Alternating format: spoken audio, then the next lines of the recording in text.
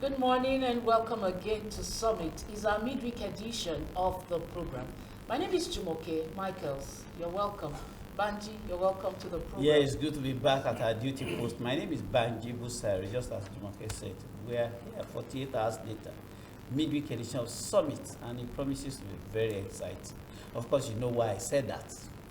Yeah, you're saying that because we know we are in a season of declarations. You know, so many of the politicians are beginning to come out to declare their intention to run for different offices, especially the presidency. So much drama, so much declarations, consultations. That's part of what makes politics very, very interesting. Democracy, Yeah, really, democracy. That's why it's much better than the other the military administration. So it's the government of the people, for the people, I mean by the people. So everybody is involved, everybody is active, and there's a role for everybody. Yes. So that's why it's preferred to the other option of the military government. You might get this year, the 2023 election may go down as the election that has the highest number of presidential hopefuls, presidential aspirants, and then presidential candidates. From what we are seeing, I mean, just 2 days, 3 candidates, three hopefuls or aspirants came out and declared their interest to contest for the highest position in the land. Very exciting. Very, very dramatic. Very, as if they are waiting for each other. So, do your own. My own is next. So. All right, and also yesterday we had the news that Jimenez Shoneko, the former head of interim government, passed on. We commiserate with the family and with the entire Nigerians on that his demise. May his soul rest in peace. Chief Ernest Shonek actually came and contributed his own quota to the national development. So much has been said about him. A lot of people have they are mourning him, and they've said so much good things about him, contributions to national development. We just pray that the good Lord will grant him eternal rest, and the legacies he left behind will not just be wished away. It will form part of what will take Nigeria to a higher level. We say our condolences here on the summit. And you know, our flags are going to be flown at the half-mast for 3 days, because this was one of our president as leaders in this country, and he was in the saddle for about 6 months before he actually stepped aside. We come, just as Jumoke said, we commiserate with the families in Abeokuta and everywhere that he has one form of a relationship or the other. All right, so today on the program, like we always do, we are going to be looking at another national issue, talking about 2023 elections and the season of declarations. We've already talked about that. So that's what we'll be looking at this morning. And would like to have your participation as we discuss this. So we'll put the number on the screen where you can send us an SMS to just share your thought with us on what you think about it. And we have joining us this morning, Mr. Jide Ologu. He's a public affairs analyst and is an attorney at law. You're welcome, sir. Thank you very much. His views are reliable because even though he's a political animal, he is not on the field. I know you are a card-carrying member of one of the political parties. Yes, I am. But you are not a politician. We are politicians. You have the right to if express. you are interested in what goes on in your society, you are a politician. Really? So on that platform, I'm a politician. We're talking to a public affairs analyst. We're talking to a public affairs analyst. We're not a politician. Okay, let me bring in the immunity of analysis. I think that covers it. Good. Exactly. All right. It all started 2 days ago when the former governor of Lagos State, Asiwaju Bola Ahmed Tinubu, visited Aso Rock, and he declared his interest to #1 citizen of this country, that's President Muhammadu Buhari, of his intention to vie for the presidential position under APC come 2023 general elections. He actually told the president that it's been his lifelong ambition to contest, and he had the vision, the capacity, and the experience to run for that position, drawing on his experience. He said he had done it in Lagos State and he wanted to repeat it at the national level. He said so much. And it appears as if he's ready for the job. Only yesterday, the governor of Ebonyi, Dave Umahi, also came out and visited Aso Rock too, and they also declared his interest. I'm not too sure in the recent past we have seen such experiences where people go to Aso Rock to declare their interest. Then yesterday, the former governor of Abia, that's Orji Uzor Kalu, also came out and declared his presidential interest under the same party, that's All Progressives Congress. We are talking about only one party here. Meanwhile, we have so many parties. PDP, we don't know. Even APC, I'm sure there's going to be a long list. We don't know how long it's going to be. But we are also talking about PDP, ABGA, so many other parties. So what does this portend to you? I mean, these declarations upon declaration, is it born out of the desire to serve really, or what could have actually precipitated or motivated these decisions? You know, obviously it's adding color to the political race that is about to begin, because this signals perhaps the conclusion of governance for this present regime that has been in office for over 6 years now, because from the middle of this year you have the full-blown engagement of political and electoral activities.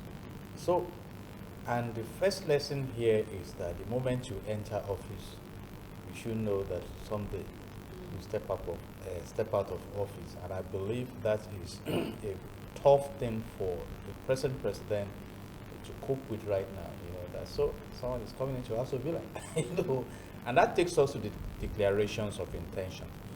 Again, Asiwaju Bola Ahmed Tinubu has acted true to his nickname Asiwaju, you know, it's a title, so he has gone ahead of others to declare his intention to the president, and of course expressing the fact that he's capable and making reference to his antecedents, which also is important in evaluating the candidates that will present themselves. And like you mentioned, sir, I believe that we may have a long list of those who are declaring their intention, because within 1 week we can see those who are coming out. And our prayer is just that at this crossroad, that God gives us a leader that is nationalistic, and that's my interest, and that has the economic acumen to really translate this country from a poverty-ridden nation to a prosperous nation, engaging the Commonwealth for the common good. And speaking particularly in respect of Asiwaju Bola Ahmed Tinubu, you know, a product of Chicago University and an accountant himself, I think he has shown effectiveness in economic deliverables. If you want to benchmark his regime as the governor of Lagos State, and talking about his nationalistic attributes, he has also expressed his ability to rally people together. I recall that at a time there was storm within the party, and the president had to invite him to try and construct bridges towards the 2019 election, even though he had the opportunity of expressing grudges towards the president for how he himself had been treated. But he rose up like, you know, a stalwart within the party who we now want the product they have delivered on the table to crumble, to play that role. And subject to his human nuances, I believe that if given the opportunity, we are likely to experience some of the achievements that some ascribe to Lagos State under his management. And I know it's on record that some countries in Africa even come to study the template of some of the developmental efforts in Lagos. And again, this is a leader who is not afraid of raising other leaders. I mean, we can attribute that to him. You see, And I think the mark of success is being able to raise leaders and not just keep them at the point of followership. So, But these other and that leaders Lest we turn it to a promotion of one aspirant amongst the rest. I was We're coming to looking at issues here. We are not necessarily narrowing it down to Absolutely. a particular Absolutely. candidate. Yes. You spoke about the issue of antecedents. I know that the position of leadership, particularly presidency, it's a very big, tough and big job. Whoever is interested has to prepare long ahead so that he will understand the issues and all that. The politicians are always ahead of us. When I say us, I mean the electorates. They signify intention, they declare interest, and they come before us, sell their manifestos, tell us so many things about what they can do and all that. But the electorates, this is 13 months to election. Are we, in what ways, from the benefit of hindsight, have the electorates always prepared themselves towards that final decision as to one, getting to know the antecedents of their choice, I mean, whoever they want to vote for? You know, like I just mentioned now, some of the issues I have raised here today are from content analysis. They are documented. So if right now you want to study who Nelson Mandela was and who he is today in the annals of history, you can do that on your phone. You see, so, and you want to mention Umahi of Ebonyi State, his profile is there. For those of us who analyze, we monitor them, their activities. You see, and everyone that has access to the knowledge base can also do that. I do it. If you want to talk of Oji Uzo Kalu, his profile is there. So beyond what people claim to be, which we make reference to in public relations as image, you have the reputation. You see, so you can get to meet them.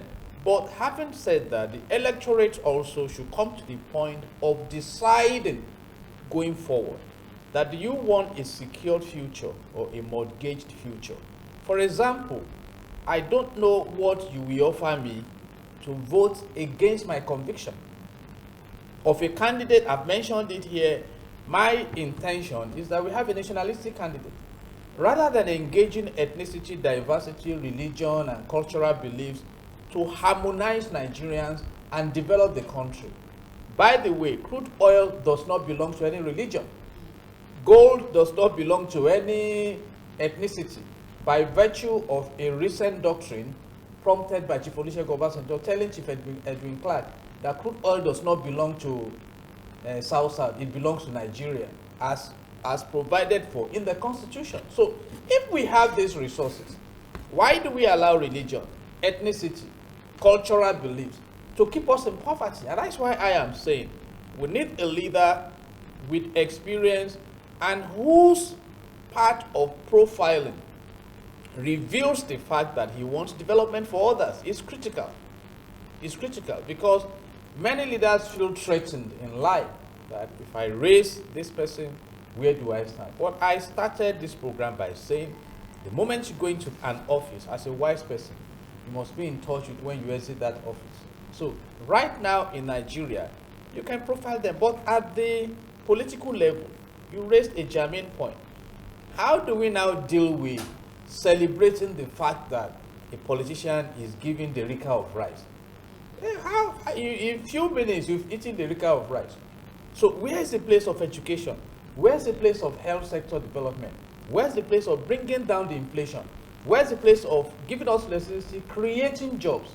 Where's the place of bringing unity, fighting insecurity, ensuring the state is secured, the country, to attract foreign investment? You cannot, prosperity is a global concept. So, and that is where we are now. So the candidate we should be looking at should be one that we change the narrative. We first need to stop this journey towards anarchy. I don't want to be tempted to say we are already in anarchy, because if in Zamfara state, within the course of the week, in the last 1 week, lost about 200 souls to terrorists who operated for about 48 hours. If we are not in anarchy, I don't know what exactly is going on. So if Nigeria, that by God's mandate is a land flowing with milk and honey, is now flowing with blood and poverty, I think somebody should be concerned. You see, so, and that is what we should be considering. But now, when we talk about candidates, the parties are the ones to present candidates, and the Electoral Act Amendment Bill is still hanging, not vetoed. All right. Let's look at these ways that Tinubu described himself. He described himself as someone who has capacity, confidence, and vision. Those are the three words he used to describe himself, to show that he has the capability to lead the country. Even during the primaries, because I know this is just a declaration, they still have to do primary elections and all that. Now, are these factors enough to determine or to make him presentable in a positive manner to the people? Capacity, confidence, and vision. And vision. So let's start with capacity. Capacity is the innate ability. And I think for every politician, you should have the capacity. But do you deploy the capacity? Let's evaluate my present president and commander-in-chief of the armed forces. A one-time military head of state. A general in the Nigerian army. It's no joke. You know? And that is capacity. Talking about confidence, he told us that he was confident to deal with corruption. In fact, till now, he's still expressing confidence to deal with insecurity in the land before he goes. And I quite appreciate that confidence. So confidence is your self-awareness and declared ability to deal with situations. But will you really deal with the situation? And the last one is? Vision. Vision. What is vision? Vision is the destination you are working towards. And mission is how do I get there? For example, I asked at a point that what is the vision of Nigeria? Let's give it a specific picture. Do we want to be like Dubai, even though Dubai is a state? Or let's say, do we want to be like the UAE? Or we want to be like Singapore? Or we want to be like the Britain that has facility to manage the health of our president, who runs from the country to UK? You see, so vision is I want to be like. So, and if you want to test Asiwaju Bola Ahmed Tinubu on those three areas he has projected about himself, perhaps we have testimonies. For example, BRT was launched in Lagos. Some African countries even come to evaluate and study that template. I believe that is visionary. And what about the capacity? Go and look at the IGR of Lagos State under Asiwaju Bola Ahmed Tinubu. There was an increase. You see, we may have issues for discussion and stuff like that, and that is capacity. You see, I just spoke about leaders. You can see some of his men occupying prominent positions in the country, even beyond his state. So these are capacity, and talking about vision also, by the time he was even leaving office, he brought an actualizer beyond vision. So some of the things he saw and could not accomplish, the actualizer come in the person of Honorable Babatunde Raji Fashola, my senior silk son. So, and till now, despite the challenges in Lagos State still remains the center of excellence. So when you talk about capacity means, do you have the ability? You now upgrade it to confidence. Confidence is, can I go there and confront? And it must have taken confidence for the Asiwaju to go into Aso Villa to tell the king there that the kingmaker is here and is interested in becoming a king. You see, so and I believe again that he's been part of the processes You go to the days of Nadeco. This is a man who was active in Nadeco and things like that. And talking about vision, the vision now in Nigeria, whether it's an Asiwaju or another candidate or Umahi or Ojus or Kalu, Nigeria needs an actualized vision of prosperity, security, and economic revival. We need to provide jobs for the teeming youth and even some elderly ones that need jobs. We need to bring back the culture of ethical coexistence. We need to maximize our resources, and we need to restructure this country. We were arguing recently about some people mining gold in Zamfara. Why can't the people in the Niger Delta also manage their oil? We have bitumen in Ondo State, yet bad roads in Ondo State. The point we are making now is that good enough, with how far we have come, we have seen how bad the situation can be. So how do we go from here? Still talking about where we are coming from. Zoning has always played a very critical role when it comes to elections. Best do not, or let me say, hardly ever emerge, because the zoning puts limitations. It's going to the south this time, or it's going to the north, or it's going to the south, or it should come to southwest and all that. You recall that, you just spoke about Asiwaju Bola Ahmed Tinubu. After his declaration, a socio-cultural group from the southeast has actually come very, very hard on him, attacking him that he needn't have declared his interest because it was supposed to be the turn of the southeast. This time around, how should we go about such that we don't lose our best hands when it comes to putting them in the elective positions? The presidential zoning is not constitutional. It's only a party convention. And of course, how well they are willing to respect that is a discussion for another day. Because as we speak now, the concept of North Central is coming up. That, okay, North Central needs to produce president. And I think it's all because we have not benefited from leading this country aright. The Easterners also, they have the right. An average Nigerian that is qualified by virtue of the criteria to contest for presidency can contest. I can go to declare my intentions and we now go out to the party at the primary. And Zamanji can go, Azusa can come. You see, so the rotational aspect, I just want to advise that if you know you are credible and you are interested and you have the party platform, you can come out.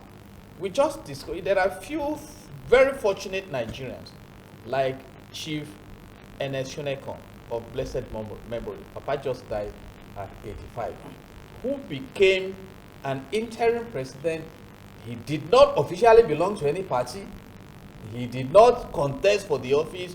He was to head the interim transitional government, and by faith, he became the president of the nation on the 23rd of August 1993 and left on the 17th of November 1993 when Abacha took over. Where is Abacha today? And General Babangida, who annulled the election of June 12, is still in Mina now. And I believe he will just sit back and imagine he never did some things he did, which probably, according to him, he did not do alone. So we are saying we need to move forward as a nation. And that's why I'm punctuating this reality. You go into office one day, you leave office one day. So what will be recorded in your... So when you talk about this zoning, the middle belt will still come out because North Central is different from middle belt. When you begin to talk about North Central, you begin to consider Kwara. And the other parties are still there.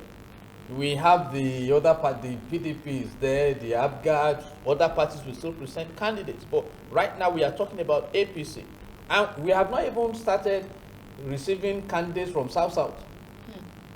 They will come. They will come. So, but it's now for the party to go to their, and right now there are crises in the party that we hope will be resolved, that they can have the convention or whatever and move forward. Then at the primaries, and right now the status quo in respect of the Electoral Amendment Act is that you can either have a direct or indirect primary. So all these things will be put together, but whether it's north or south or wherever, we need a leader that will transform this nation. The poverty in the land is no respecter of region. I mean, this insecurity started around 2000 in the northeastern part of the country. To be precise, it was midwifed in Maiduguri, Borno State. And today, almost all the parts of the country, are growing under insecurity. So we are all in it together, but we need a leader, and I'm emphasizing that so that all of us will get ready.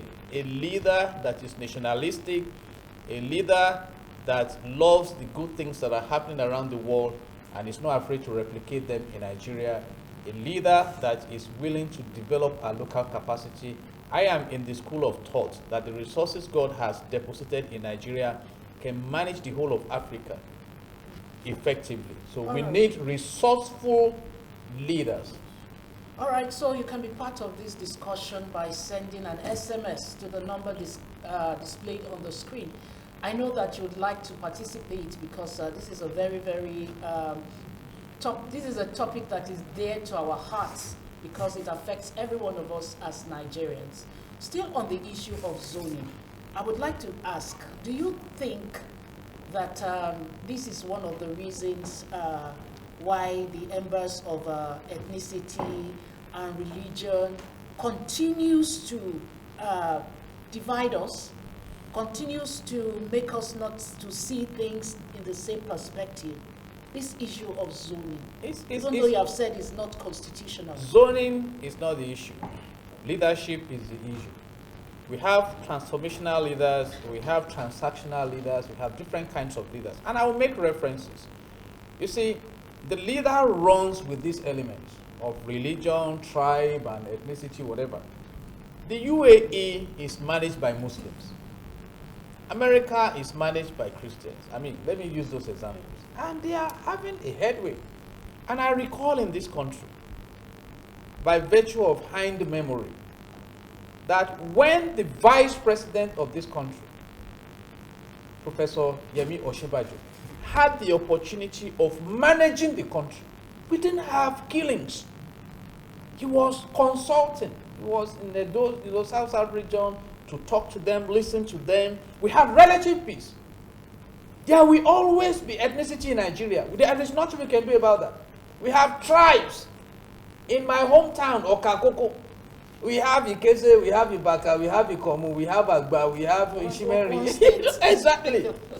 In fact, when some are speaking, you must listen carefully to understand what they are saying. So, there is nothing we can do about ethnicity. Religion has come to stay. I am a Christian, I have Muslim friends. Mr. Banji is a devout Muslim. We are friends. And so, we now need a leader that will synchronize and maximize the potentials in these differences.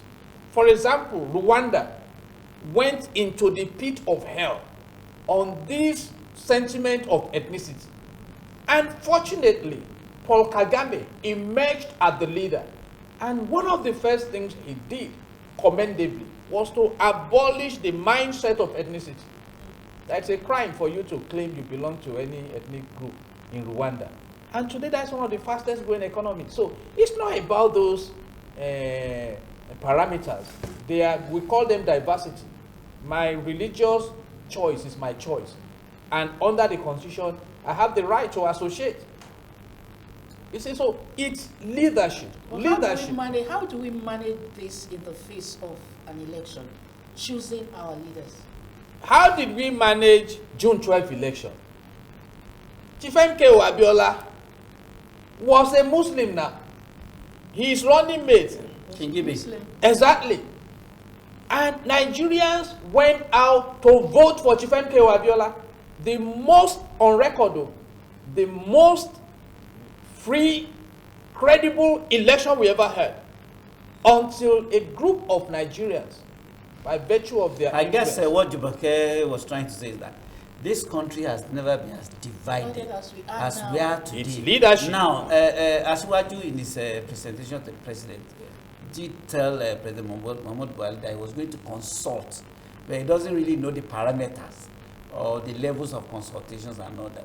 So for us to actually overcome some of these things that have divided us, how much, if your recommendation, what level of recommendations would you I'm want not to holding give brief our hopefuls, that's Sir, in terms of consultation? Ma, I'm not holding brief for Asiwaju Bola Ahmed Tinubu, but if I understand his politicking charisma, I don't think he should have problems. In fact, for those of us who He shouldn't consult?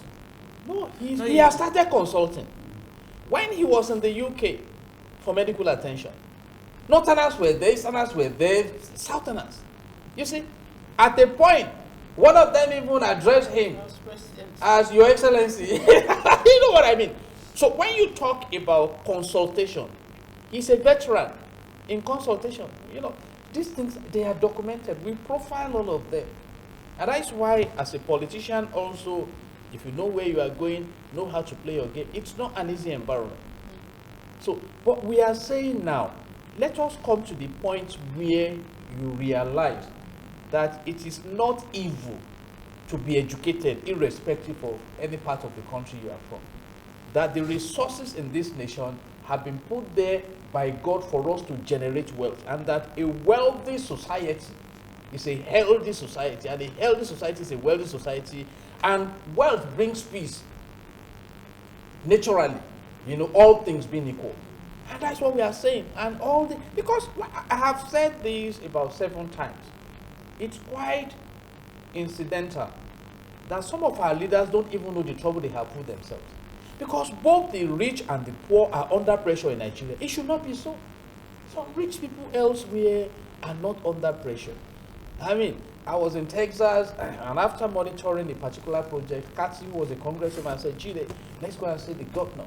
I said, is that how you see governor in Texas here? You know what I mean?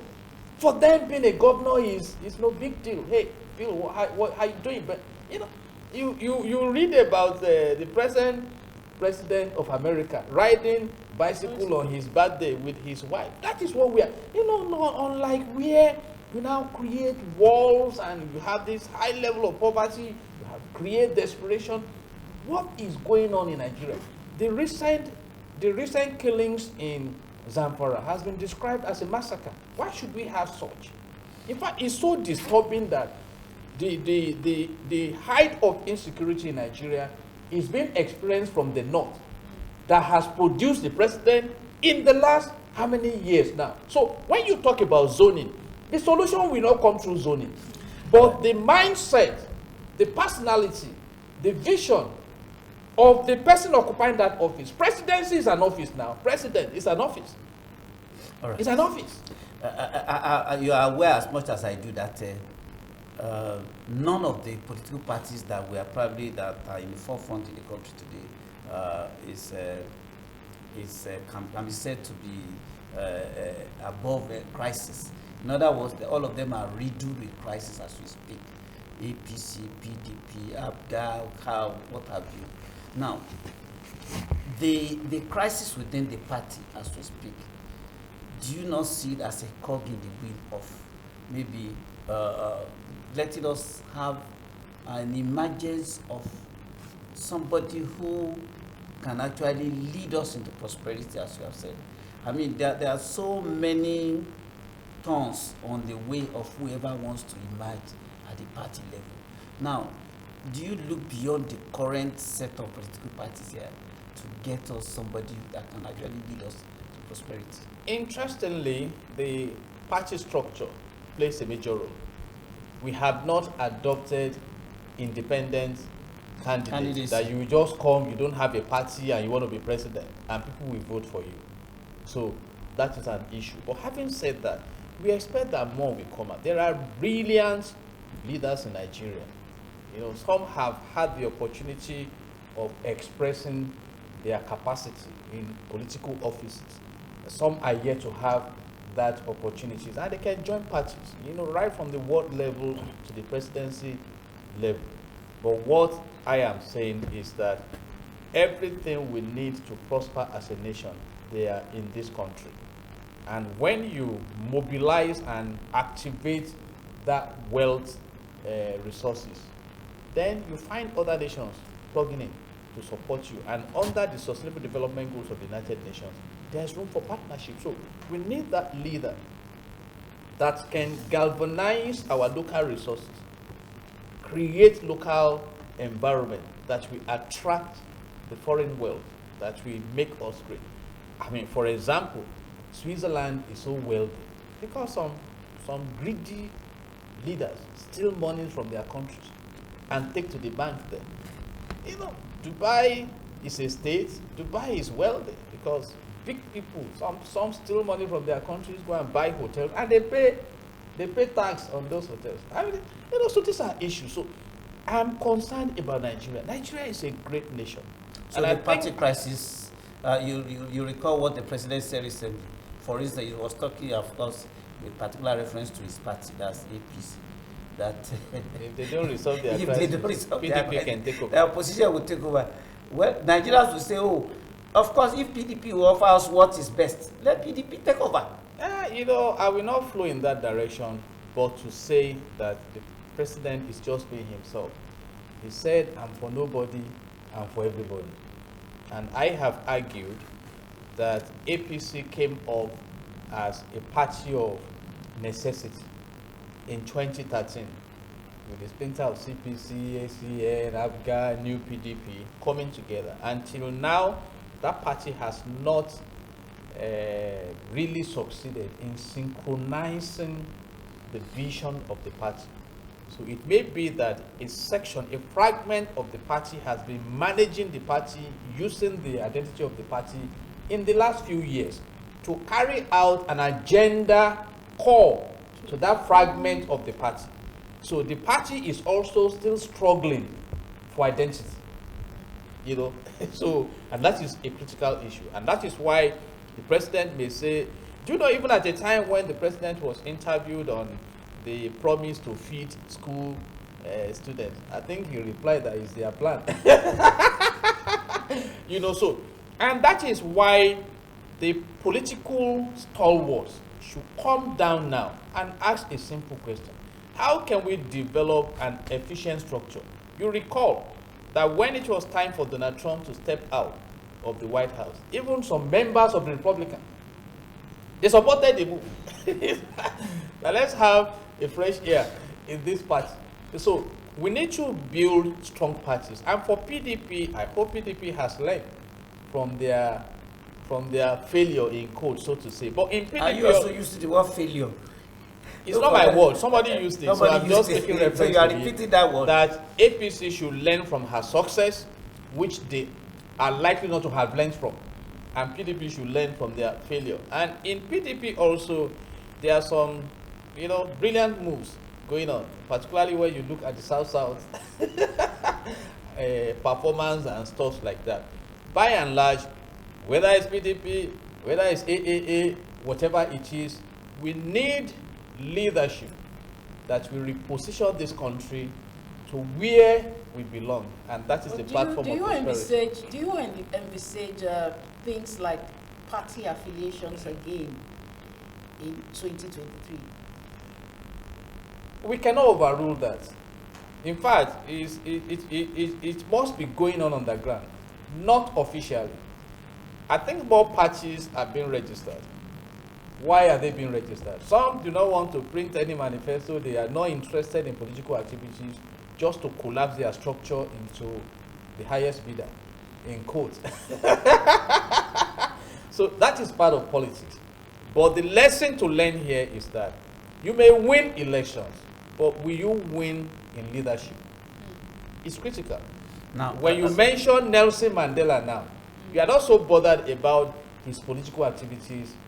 You are more inclined to evaluate his governance performance. The same thing with Lee Kuan Yew of Singapore, Sheikh Zayed of UAE, and many of them like that. All right, so please, before we continue the discussion, just to remind you that you can be part of this discussion by sending an SMS to the number on the screen.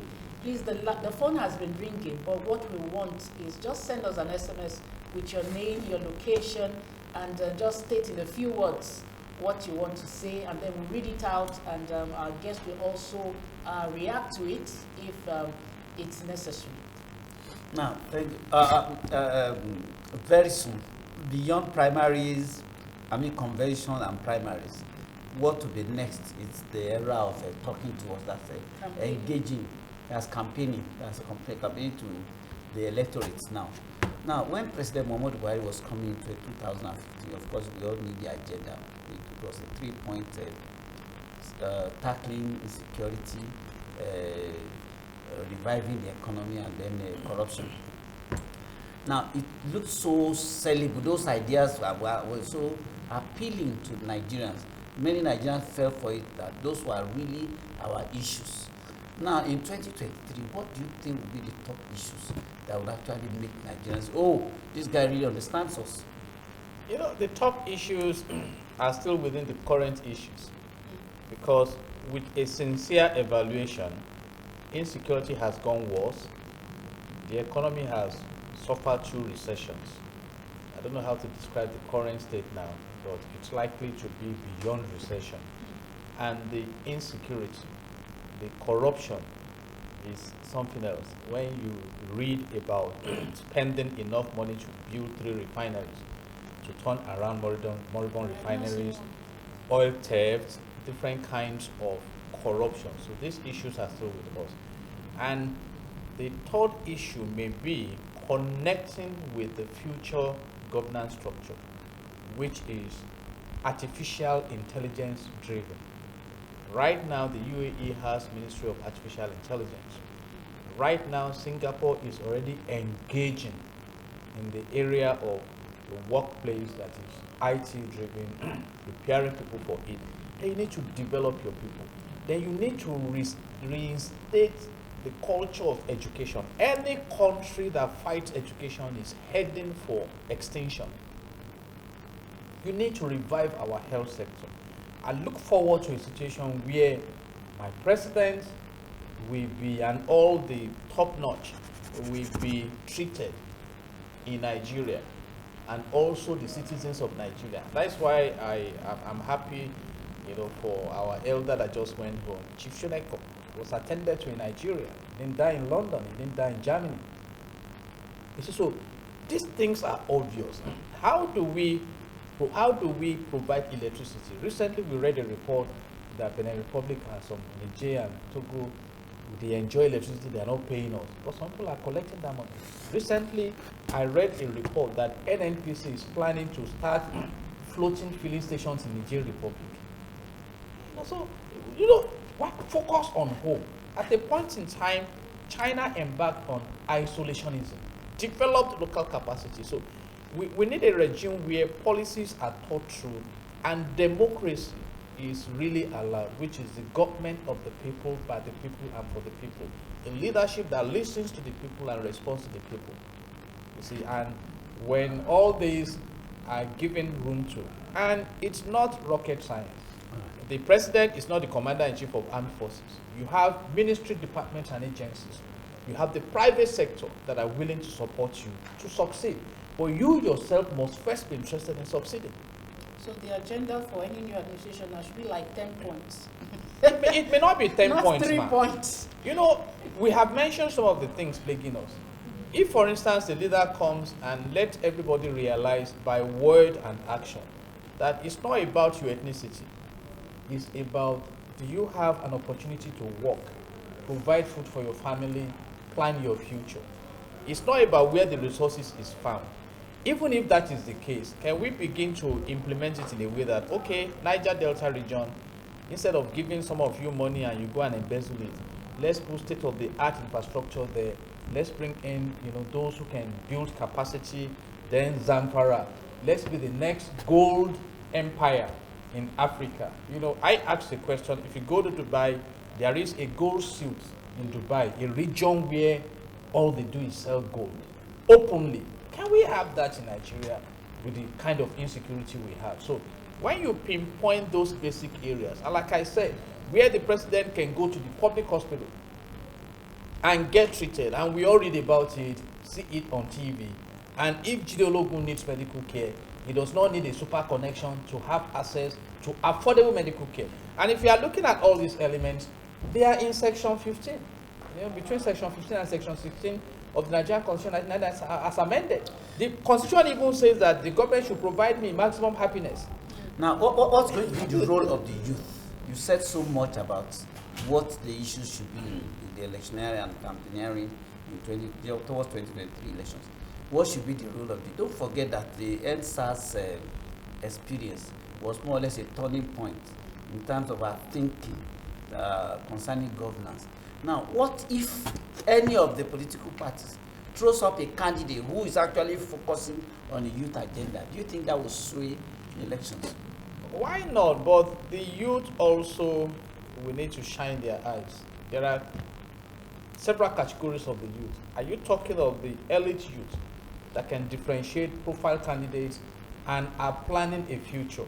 Or are you talking about the youth that are within the rudimentary level of Abraham Maslow's hierarchy of needs, that you can categorize as, let's go and scatter everywhere, let them just give me 2,500, I will scatter the area and everything. And that is what poverty is creating right now. So if the youth can galvanize themselves, orientate themselves, that come, if you collect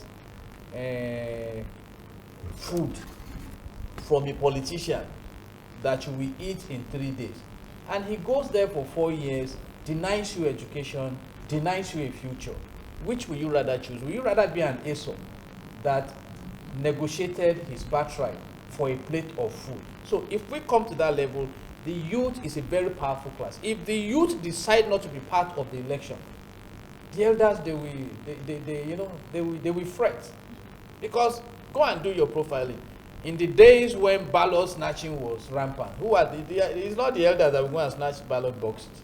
The youth are the ones who will be jumping from one bus to the other, singing all the songs and dancing all the dance and giving the support. So if the youth say, now let's talk, I think we can pull that weight. But is it feasible with the kind of classes of youth that have been created in the country? This is your radio.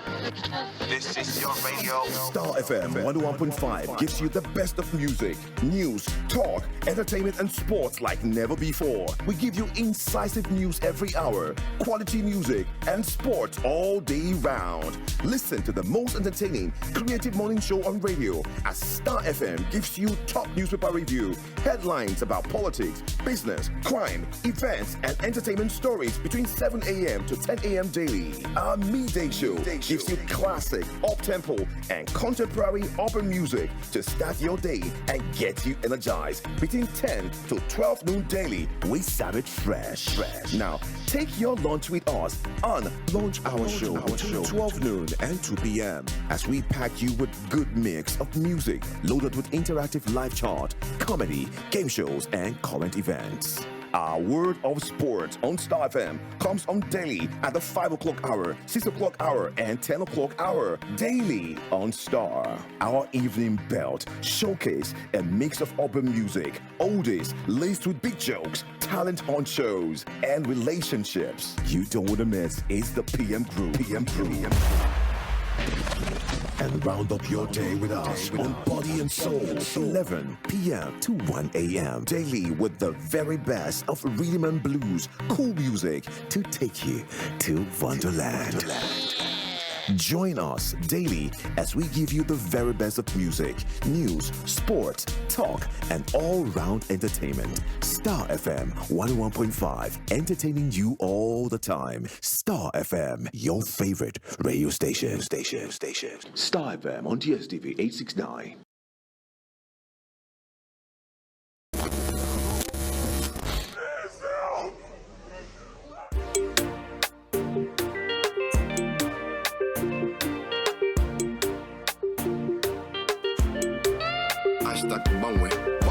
Bangwe. They can start now know what we're talking about is change. Goddamn, we done did it again. Allow rumination. You see, they want to devour me. Allow rumination. You see, they want to destroy me. Allow rumination. They are greedily seeking for my being. Allow rumination. You see, they want to overwhelm me. Use us, use us, use They want to us. use us. Finish us, finish us, They finish want to us. finish us. Cage us, cage us, They cage just us. a cage us. Squeeze us, squeeze us, They squeeze want to us. squeeze us. Wreck us, wreck us, If wreck they us. go wreck us, Break us, break us, they break go feel us. break us. Kill us, kill us, They kill won't us. kill us. Freeze us, freeze us, They freeze won't us. freeze us. Think for survival. We need to pray for survival. We go protest to protect for survival. We got to give for survival. We must to save innocent lives, and we need to love one another. Me, I go scream for survival. I go plan, strategize, build for survival.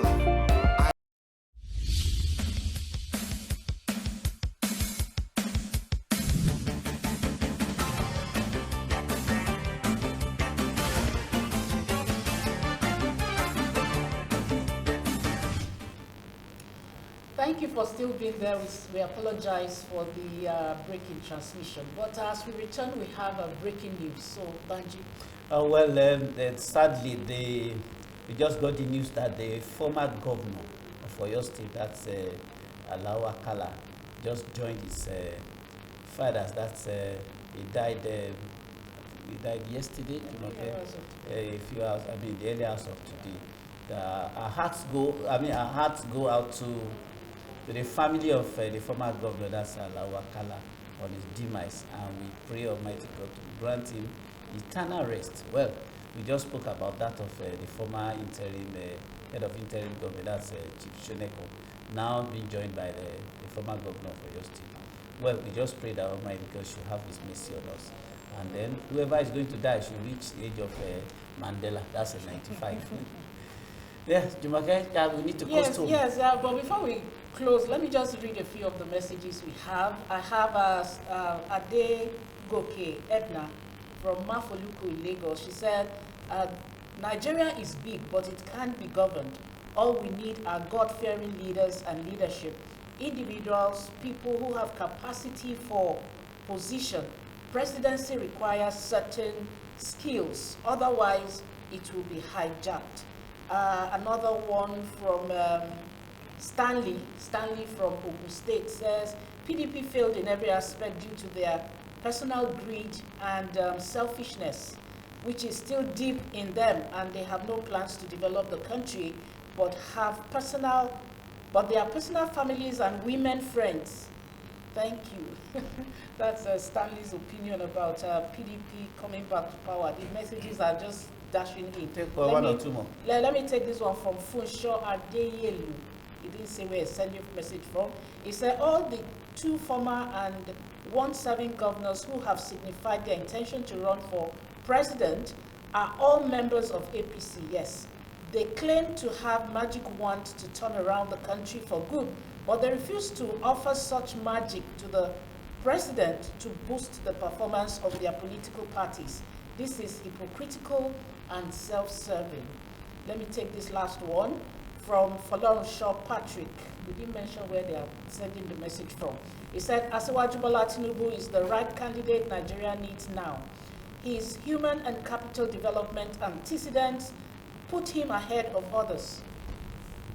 So, Nigerians are beginning to judge. I think I'll comment to the one who said briefly that they should have given the 30 magic seconds. wand.